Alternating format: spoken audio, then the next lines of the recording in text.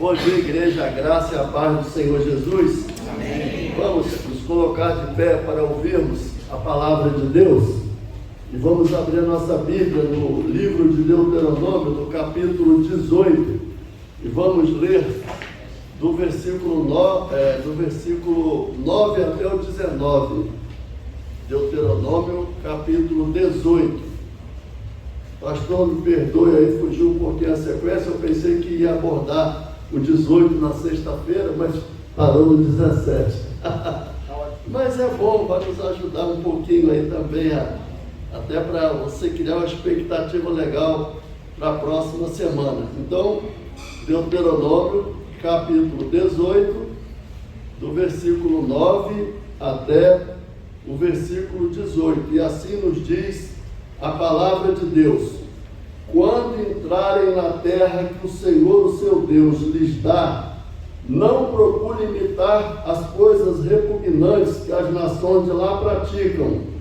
Não permitam que se ache alguém entre vocês que queime em sacrifício o seu filho ou a sua filha, que pratique adivinhação, ou se dedique à magia, ou faça presságios, ou pratique feitiçaria, ou faça encantamentos, que seja médium, consulte os espíritos ou consulte os mortos. O Senhor tem repugnância por quem pratica essas coisas, e é por causa dessas abominações que o Senhor, o seu Deus, vai expulsar aquelas nações da presença de vocês. Permaneçam inculpáveis perante o Senhor, o seu Deus. As nações que vocês vão expulsar dão ouvidos aos que praticam magia e adivinhação, mas a vocês, o Senhor, o seu Deus, não permitiu tais práticas. O Senhor, o seu Deus, levantará do meio de seus próprios irmãos um profeta como eu.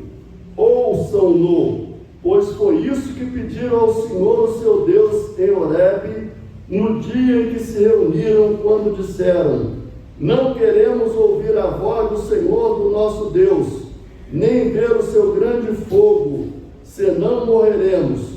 O Senhor me disse: eles têm razão, levantarei do meio de seus irmãos um profeta como você, porei minhas palavras na sua boca, e ele lhes dirá tudo que eu lhe ordenar. Se alguém não ouvir as minhas palavras que o profeta falará em meu nome, eu mesmo lhe pedirei contas. Vamos orar. Pai, aqui está a palavra, Senhor, igreja reunida, não é para ouvir a minha voz, mas a tua. Nós precisamos receber de ti, Senhor, a direção, o entendimento desse texto. Ajuda-nos pela tua graça e misericórdia, em nome do Senhor Jesus. Amém. Podem sentar-se, irmãos. Meus queridos irmãos, o livro de Deuteronômio, ele tem algumas, pelo menos uma característica assim que muito me chama a atenção. Qual é essa característica? Quando o Senhor Jesus passou pela tentação no deserto, que está em Lucas 4 e Mateus 4, esse livro aqui, e uma vez eu perguntei isso à igreja e as pessoas não souberam responder. Não foi essa igreja aqui não. Mas foi o único livro que o Senhor Jesus usou para responder a Satanás. O livro, as pessoas pensam que foi Salmo, mas não. Salmo quem citou foi o inimigo. Mas o livro de Deuteronômio, principalmente o capítulo 8, foi a parte que o Senhor Jesus usou para resistir ao diabo. E eu quero dividir essa mensagem em duas partes. A primeira é do versículo 1, do versículo 9 até o versículo 15, e depois do versículo 9 até o 14, depois do 15 ao 19. E esse texto ele abre mostrando que Deus está alertando a nação de Israel, porque existe, meus irmãos, no coração do ser humano, isso começou no Éden, quando Eva começou a ser tentada. Existe uma palavra no coração do ser humano, chama-se curiosidade. O ser humano é curioso, alguns mais, outros menos.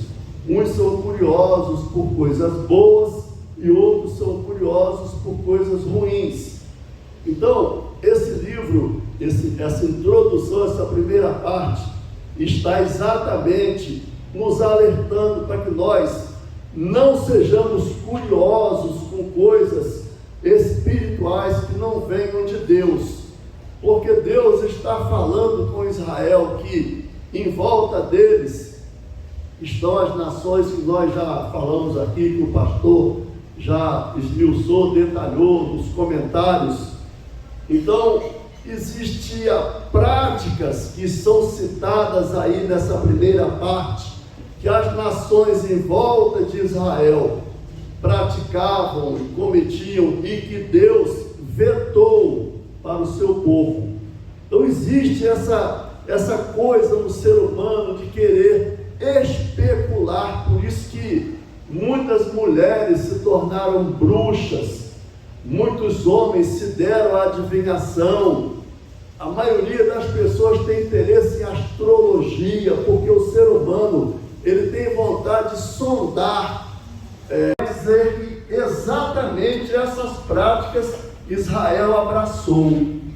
Israel começou a copiar, ao ponto de vocês verem no tempo do profeta Elias, uma coisa inimaginável, abominável, terrível.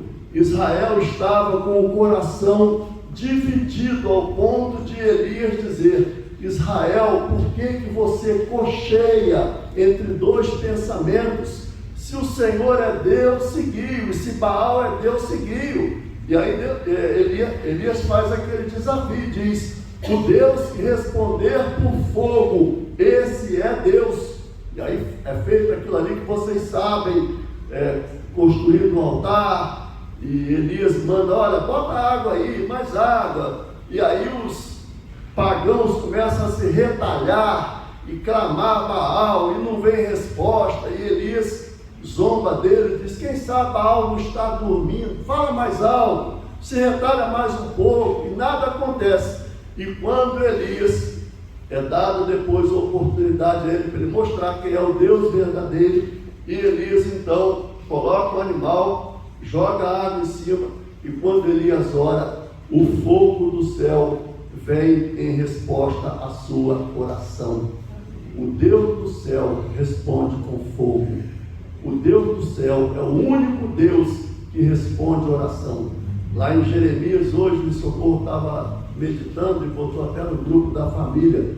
Em Jeremias 10:6 é dito que o Senhor nosso Deus, Ele é o único Deus. Não há ninguém como o nosso Deus. Deus está dizendo a Israel que aquilo que essas nações fazem, praticam e acreditam é mentira, que esses deuses das nações não são deuses. Se você abrir em Deuteronômio capítulo 6, versículo 4, eu chamo de Shemoná, é aquilo que todo menino hebreu é ensinado a decorar.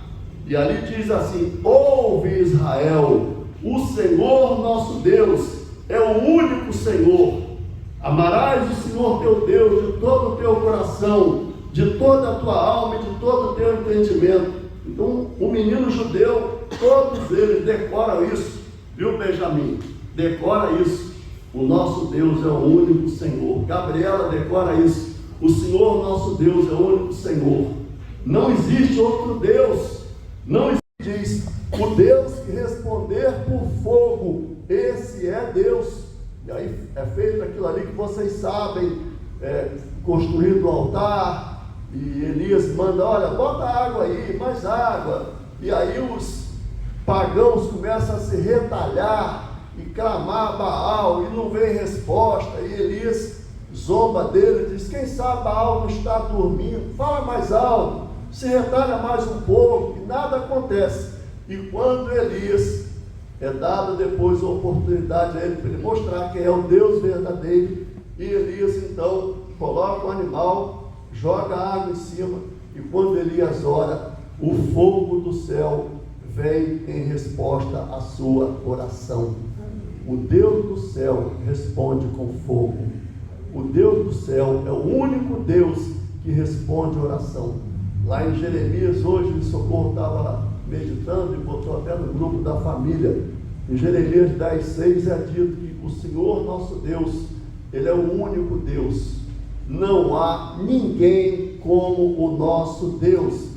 Deus está dizendo a Israel que aquilo que essas nações fazem, praticam e acreditam é mentira, que esses deuses das nações não são deuses. Se você abrir em Deuteronômio capítulo 6, versículo 4, eu chamo de Shemoná, é aquilo que todo menino hebreu é ensinado a decorar, e ali diz assim: ouve Israel, o Senhor nosso Deus é o único Senhor. Amarás o Senhor teu Deus de todo o teu coração, de toda a tua alma e de todo o teu entendimento. Então, o menino judeu, todos eles decoram isso, viu, Benjamin? Decora isso. O nosso Deus é o único Senhor. Gabriela decora isso. O Senhor nosso Deus é o único Senhor.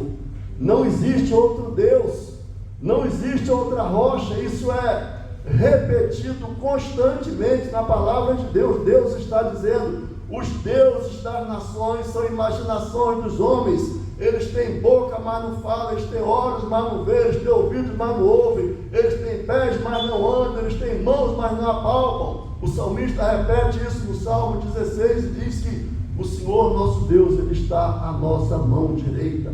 E Paulo diz no sermão dele, Atos 17, no Areópago, ele diz que em Deus nós vivemos, nos movemos e existimos.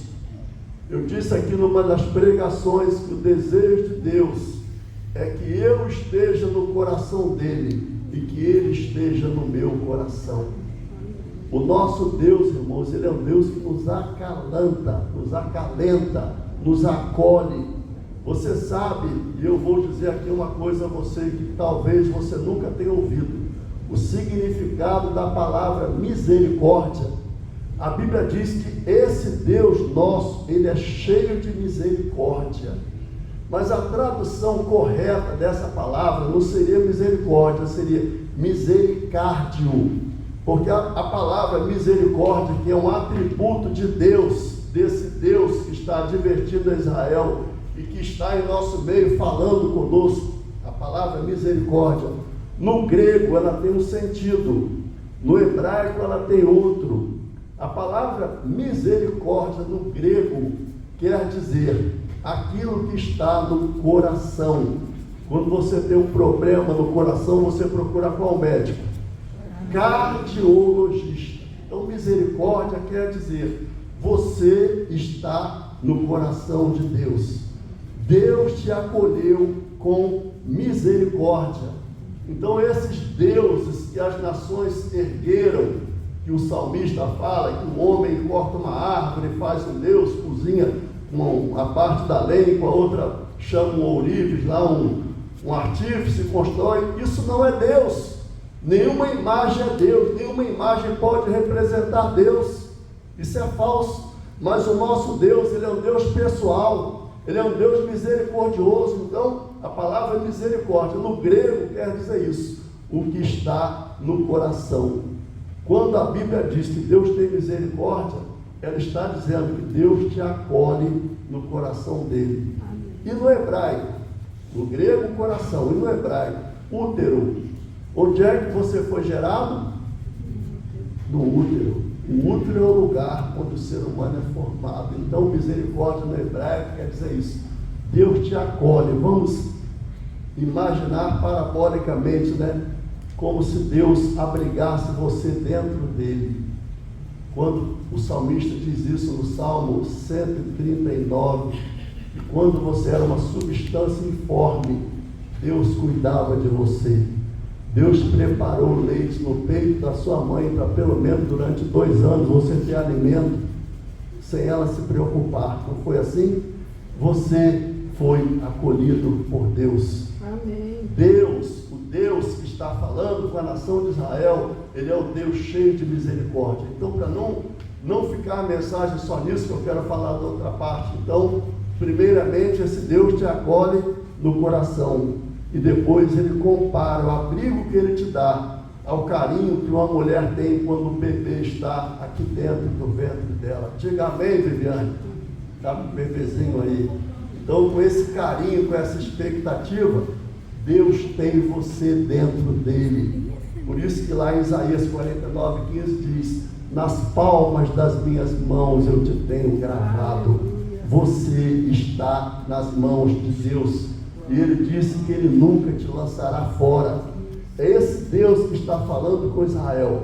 Mas como eu disse, eu não posso ficar demais nesse ponto, porque nós temos o segundo ponto que é tão importante quanto esse. A partir do versículo 9, Deus vai falar a partir do versículo 15 desse capítulo aí. Olha para ele, por favor. Deus diz a Moisés que ele vai levantar um profeta semelhante a Moisés. Deus está dando mais uma profecia concernente à vinda do Senhor Jesus. Eu já disse aqui que nós estamos aqui em cerca de 14 séculos antes do Senhor nascer. Eu já disse aqui que essa profecia vai ser repetida em todo o Velho Testamento. Todos os livros estão apontando para o Calvário, para a vinda de Jesus. E Deus está aqui falando, e quando você lembra que o Senhor Jesus falou com os discípulos no caminho de Emaús, um dos pontos que Jesus fala com eles, ele diz que ele explicou àqueles 2 discípulos tudo que estava escrito dele na lei de Moisés, nos profetas e nos salmos. Então a lei de Moisés, ela fala de Jesus. Esse texto está falando, Deus está dizendo a Moisés: eu vou levantar dentre vossos irmãos um profeta semelhante a você. Deus diz isso a Moisés, e Moisés diz à nação de Israel que Deus disse isso a ele, que um profeta semelhante a Moisés. Eu quero dizer aqui alguns pontos em que há uma similaridade, uma semelhança do ministério de Moisés com o do Senhor Jesus. Mas primeiro eu quero pregar para nós 3 aqui. Pastor, sempre que sentir desânimo e cansaço, ele deve lembrar de Moisés. Uma vez eu dei uma palestra para pastores e eu falei sobre a vida de Moisés. Nenhum líder na Bíblia teve tanto trabalho como Moisés. Nenhum líder na Bíblia contou com tão pouco recurso humano a não ser Moisés. Mas nenhum líder foi tão assistido por Deus como Moisés. Lembre-se que Moisés saiu do Egito com cerca de 600 mil pessoas e chegou lá na entrada de Canaã com quase 3 milhões de pessoas.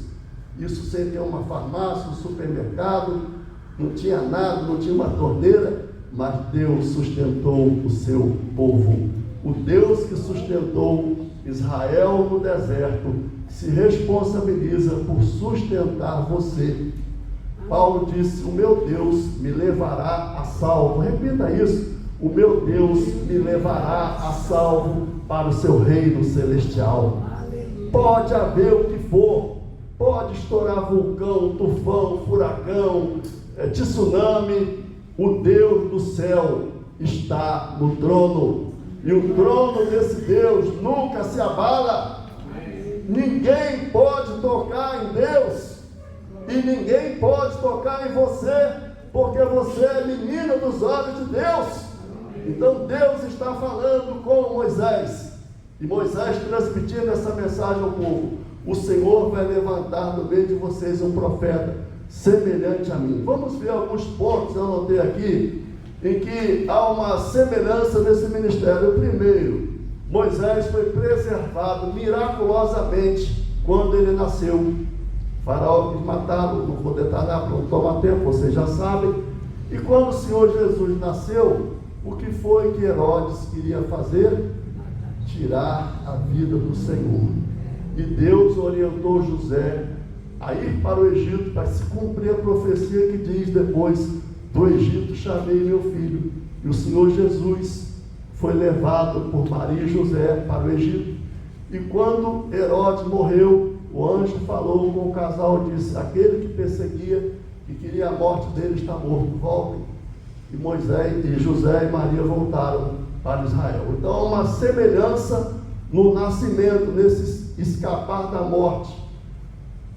Eu estou aqui com a vista com um cabelinho aqui no meu olho esquerdo, isso me atrapalha um pouquinho. Outra semelhança do ministério de Moisés com o Senhor Jesus, porque Moisés está dizendo a Israel, vai ser um profeta semelhante a mim, outra semelhança. Renunciou ao trono.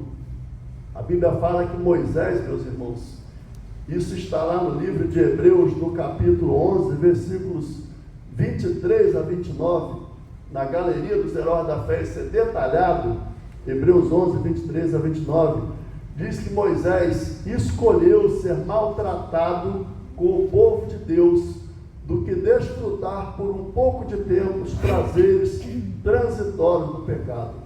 Moisés teve que fazer uma escolha, Moisés teve que fazer uma opção. E qual foi a escolha de Moisés? Ele renunciou. Eu acredito, pode até haver alguma similaridade na história, mas eu vejo Moisés a pessoa que mais renunciou na Bíblia. Porque, meus irmãos, qual homem que não queria ser imperador do mundo? O poder seduz. A gente sabe que quando um presidente chega no poder, a gente tem visto aí alguns, que chega lá e não quer sair mais, porque todo mundo gosta de mandar, todo mundo gosta de ser impositivo. E a Bíblia diz que Moisés renunciou a isso. Ele deixou o trono, ele era candidatíssimo a se tornar um faraó, mas Moisés preferiu deixar isso de lado. Então, da mesma forma que o Senhor Jesus renunciou por um tempo a sua majestade para vestir-se de carne, porque ele precisava resgatar a carne que somos eu e você. Se Jesus não tivesse se tornado carne, não tivesse renunciado, como fala Filipenses 2, que ele não teve por usurpação ser igual a Deus, mas ele abriu mão disso por um tempo e submeteu-se à morte de cruz, e depois ele foi ressuscitado para que o nome de Jesus se dobre todo o joelho no céu e debaixo da terra, e toda língua confesse que Jesus Cristo é o Senhor. Então há essa segunda semelhança entre o ministério de Moisés e do Senhor Jesus. A terceira semelhança é que Moisés foi o guia de um povo. Moisés, como eu disse, guiou o povo em segurança num período de falta absolutamente de todos os recursos, a não ser Deus. Deus nunca faltou com Israel na sede, no calor, na fome, no frio. Deus era a coluna de fogo, Deus era a sombra, Deus era a água, Deus era a rocha. Deus foi o pão diário de Israel, sustentou Israel nesse tempo todo. E lá em Deuteronômio capítulo 8, que eu já citei, é dito que Deus levou Israel para o deserto para que Israel soubesse o que estava no seu coração, para que Israel fosse cuidado por Deus como um pai cuida de um filho. E ali é dito que para que Israel entendesse aquele famoso versículo: nem só de pão o homem viverá. Mas de que é que o homem viverá? De toda a palavra que sai da boca de Deus. Então esse é o terceiro ponto, guiou o povo em segurança. E o quarto e último ponto em que Moisés é semelhante ao Senhor Jesus é que ele foi um grande intercessor. No momento em que a ira de Deus ia se derramar sobre a nação, e Deus falou: eu extermino todo mundo e começo tudo de novo, Moisés se colocou entre Deus e o povo e falou: não, Senhor, se tiver que fazer isso, o Senhor risca o meu nome do livro da vida, mas poupa o teu povo, para que as nações não blasfemem de ti. E o Senhor Jesus, irmãos, ele fez isso também por nós. Ele se colocou como nosso intercessor. Ele se colocou como aquele que intermedia a nossa relação com Deus. Eu estava meditando, para a gente concluir essa mensagem, eu estava meditando no que aconteceu na questão da transfiguração, que está lá em Mateus, tanto Mateus como Marcos, como Lucas, eles falam da transfiguração, porém só Lucas fala de um detalhe. Ele diz assim que Moisés e Elias, isso acontece 1400 anos aproximadamente depois disso aqui, depois da morte de Moisés, Deus sepulta Moisés, e lá na transfiguração aparece Moisés e Elias com o povo. E o que é que era conversado ali no Monte da Transfiguração? Presta atenção nisso, porque só Lucas registra. Ali diz que eles conversavam sobre a morte de Jesus que havia de acontecer. O assunto que era tratado ali no Monte da Transfiguração era a morte de Jesus que ia acontecer, e Pedro disse que o Espírito Santo estava sobre os profetas, revelando a eles o sofrimento que havia de vir sobre Jesus e a glória que esse lhes havia de seguir. Você é fruto da morte de Jesus. Quando você participa da Santa Ceia, Paulo diz, você anuncia a morte do Senhor até que Ele venha. A coisa mais importante da sua vida deve ser você meditar na morte de Jesus. Você nunca deve esquecer que Cristo morreu pelos nossos pecados e ressuscitou para a nossa justificação. Você pode esquecer, acontece, né? Não sei se o pastor já fez isso, esqueceu o aniversário de Glaucio, dele, aconteceu o de ano, eu acho que não chegou ainda. De vez em quando dá um... De vez em quando. Pode esquecer isso. Seria ideal que não esquecesse. Mas não pode esquecer da morte de Jesus. Porque Jesus é o alimento da sua fé. Jesus é a razão da sua vida. A morte dele é a essência da sua salvação. Sem a morte de Jesus, que Moisés e Elias falavam lá no monte, nós não, já disse isso aqui, não estaremos aqui. A gente nunca poderia ousar fazer uma oração e sermos ouvidos, mas Paulo disse, esta é uma palavra fiel e digna de toda aceitação, que Cristo Jesus veio ao mundo para salvar os pecadores, dos quais eu sou o principal. Eu tomo isso para mim, o principal sou eu. Eu sou o principal dos pecadores, mas eu sei que Ele me ama, eu sei que Ele morreu por mim, eu sei que o sangue dEle me habilita, me capacita, me dá ousadia para chegar diante dEle e chamá-lo de Pai e dizer, Abba, Pai. Quando a morte de Cristo é refletida em mim, é assimilada por mim, quando a morte de Cristo é digerida por mim, por isso Ele disse, isto é o meu corpo, tomai e comei. Então isso tem que fazer parte da minha essência. Jesus e eu somos indissolúveis. Por isso Paulo disse, eu já estou crucificado com Cristo e vivo não mais eu, mas Cristo vive em mim. A coisa mais gloriosa da sua vida é isso, Cristo vive em você. Ele te escolheu antes da fundação do mundo. Quando o pastor falou hoje sobre a eleição, na aula eu pensei nisso. Antes de seus pais pensarem em juntar espermatozoide e óvulo, antes disso, Ele já te amava. Ele já sabia que você ia nascer. Ele já tinha um propósito de fazer, proporcionar um encontro entre você e Ele, esse casamento. Você é noiva de Cristo. Você é aspergido pelo sangue dEle, você é habitado pelo Espírito dEle, e você vai morar no lar dEle. Ele disse, eu vou preparar lugar para vós, e quando eu for e vos preparar lugar, eu virei outra vez e vos levarei para mim mesmo. Eu estou esperando a volta de Jesus. Vamos ver se a hora como é que está, pastor? Está bom, né?